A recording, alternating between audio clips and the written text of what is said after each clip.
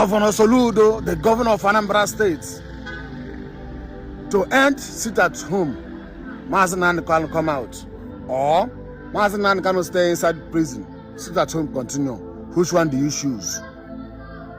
Now waiting Ndi Igbo they talk.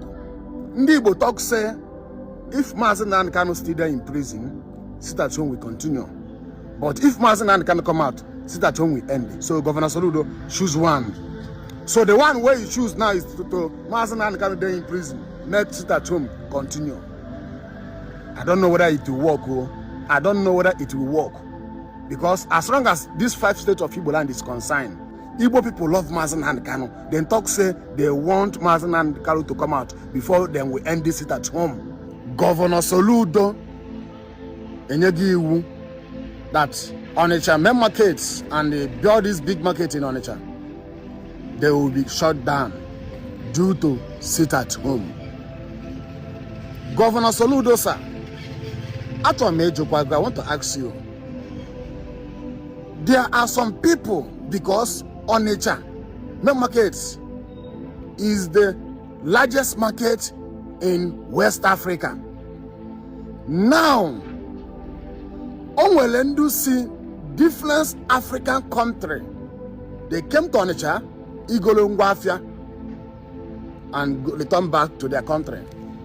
So all those people will wait till next week. And even if Onitsha main market keep Monday at home next week, it will be 2 weeks. So all those people see far away, both from Lagos, from Benue State, from different tribe in Nigeria, Gali Gafan Onitsha. Hage Echele for 1 week or 2 weeks.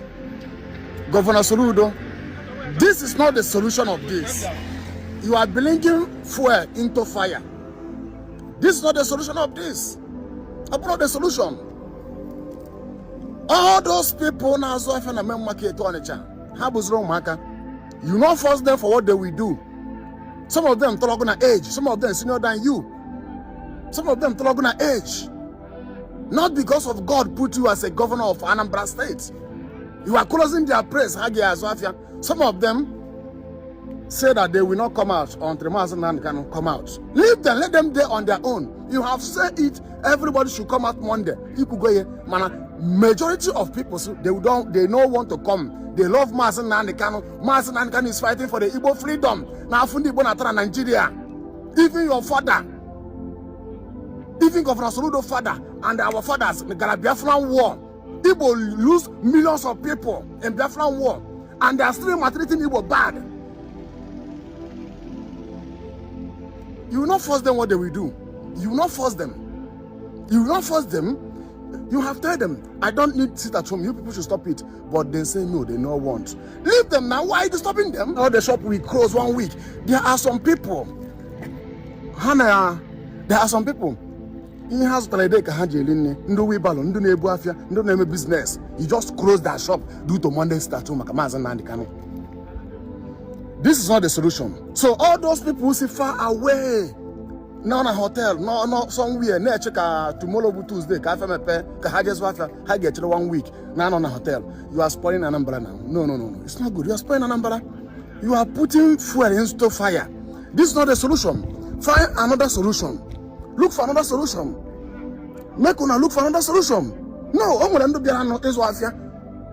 so you are pursuing them. They should not come back to Anambra to buy their goods again. I'm not in support of that. If Ndi Igbo say they will keep Mondays at home because of the love they have for Mazi Nnamdi Kanu, leave them. If Mazi Nnamdi Kanu have gave order, he no need to sit at home, but they still refuse. Leave them now.